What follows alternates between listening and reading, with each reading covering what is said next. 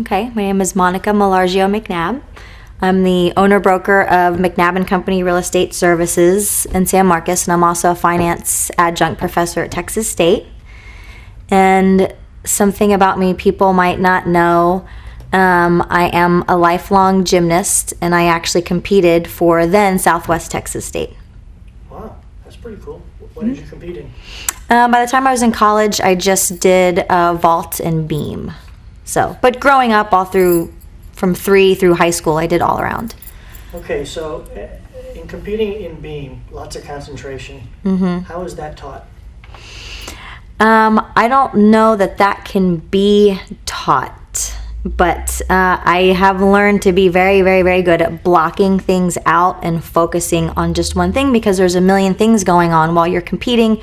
There's other events, there's floor music, there's people cheering, and you are 4 feet in the air and 3.5 inches wide balance beam, and you can't fall for 1 minute and 20 seconds.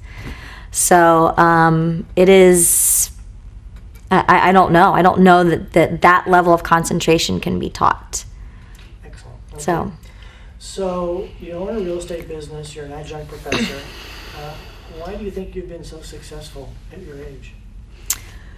Well, there's only one place that work comes before, let me start over. There's only one place that success comes before work, and that is in the dictionary. So it's a short answer. There's no big secret. It is hard work. That's it. Hard work, determination. I have been told no for years and years and years. I have been told I couldn't do it for years and years and years, every step of the way. And it's just persevering, moving forward, knowing that you can do it, and starting to break through. And as you start to reach a little bit of success and begin to be taken seriously, then it becomes a little bit easier to move forward and continue. But I feel like this is just the beginning, and I'm excited that the sky's the limit. Excellent. And you talk about determination. Determination, is it something that was bred into you, taught to you? Tell me about how you have come to experience that. Part of that might be from my gymnastics background, being very competitive in the sport of gymnastics. Only 7 people every 4 years make the Olympics. I mean, that's it. So the chances of being highly successful are very hard, and you have to work every single day, all day long, the same routines over and over and over, perfecting the same thing. So that probably carried into adulthood as far as the mentality. But my drive to be successful and to continue to not be satisfied with where I'm at is just there. I think it's just something that you're born with, like an entrepreneurial spirit. I mean, it's just there. So who was a mentor of yours growing up, and how did that person impact who you've become? If I went back and looked over, the last 10 years or over childhood, I could probably name several people. I think probably the biggest impact, and this may answer your earlier question, was from my father, Antonio, who immigrated to the United States in 1976 from Italy. And he was in love with the United States, was in love with the land of opportunity, and really saw his move to the United States as a chance for a better life.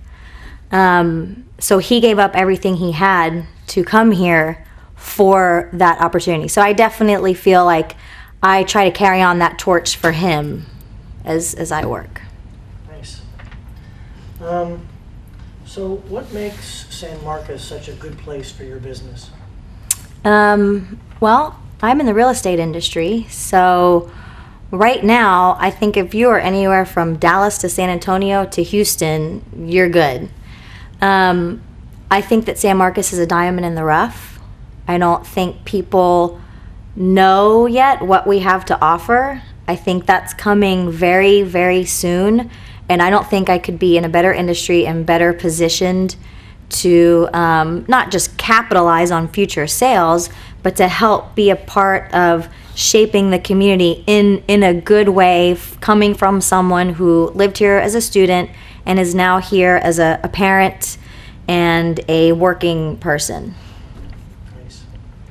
So what would you tell someone who's not from San Marcos about this community that you call home? That it's got a neat mix of that college vibe, which I have always been drawn to, which is probably why I still teach at the university and really have never left the university since 1998. But we're growing that young professionals scene, which is also nice. And then we're also a perfect place to retire. So you've kind of got the entire realm of the life cycle. At any point in time, I think, you know, we have something to offer for someone looking to move to this area. So you teach at the university. Talk to me about what that's like, what fuels that passion, and where you hope to make a difference. Well, I never knew I wanted to teach until one of my graduate professors kind of threw me in there. And went in for my first interview with the chair of the finance and economics department, and they hired me on the spot. And I was like, "Are you sure? I've never taught before." I said, "No, you'll be fine." First day, I was so nervous. It was just, I can't even tell you. But since that moment and since that first semester, now I'm going into my 10th or 11th semester, the feedback I get from the students is what makes it all worth it. At the end of the day, I'm there to help them. I'm not there to ruin their GPA. I'm not there to rain on their parade. I really genuinely want to see them be successful when they leave, because I have seniors. So most of my students are graduating and going out. And I try to bring a real world perspective that separates myself from their other classes, and they really, really appreciate it. And I get phone calls and emails to this day from students telling me, "Oh, I just bought my first house, thank you so much." Or I've helped them get jobs, I help them get into graduate school and do letters of recommendation. And I think it's just that feedback of them telling me that, yes, they had to take statistics and you know, all these crazy finance classes, and although those were exciting, you know, I try to really bring in a true business, entrepreneurial, when you walk out that door, what is the reality versus what is the textbook? And it's the students that make it all worth it. Well said. What do you see yourself doing 10 years from now? Hopefully, in 10 years, I'm splitting my time between Italy and the United States, semi-retired, and built up a big enough portfolio and have, I mean, you're only as good as the people around you, and I've got amazing people already in my office. So hopefully putting them in a position of upper level management, they can run the show, and I can be semi-retired, which I say that, and I know I can probably never actually retire because I enjoy working, but and live half the time in Italy and half the time here, and help my kids through college. So what makes you so passionate about what you do? I think it goes back to kind of the situation with the students, and it's just the happy client. It's at the end of the day, you know, finding the right house, being invited over for that housewarming party, and them announcing to everyone how proud they are that I was their realtor and I helped them find that house. I also do commercial real estate, and I meet people with these great ideas, but they don't know how to take the idea and go forward. And because I have the teaching background, I can help them with their business plan and help take that idea into paper where they can go to a bank and get a loan, and then we can find them a location, and then they have their chamber grand opening, and they get to say, you know, hey, we wouldn't have gotten this far if it wasn't for you. So I think it's just watching clients succeed and be happy and build equity and have a home for starting their family, and just progression, and I like the line to be upward sloping, and that makes me happy. That's awesome. In closing, is there anything else that you would care to share with us that might shed a little bit of light on who you are and the leader that you've become in the community. Back to the mentor question. I mean, I definitely don't want to discount at all that there were not key people in the last 10 years that have been very, very important to my success. And one of the smartest things that I did was realize who those smarter people are and stay very close to them. And if they are going to give me a chance to come to lunch and just listen on a conversation, or include me, CC me on an email, I follow up with that person.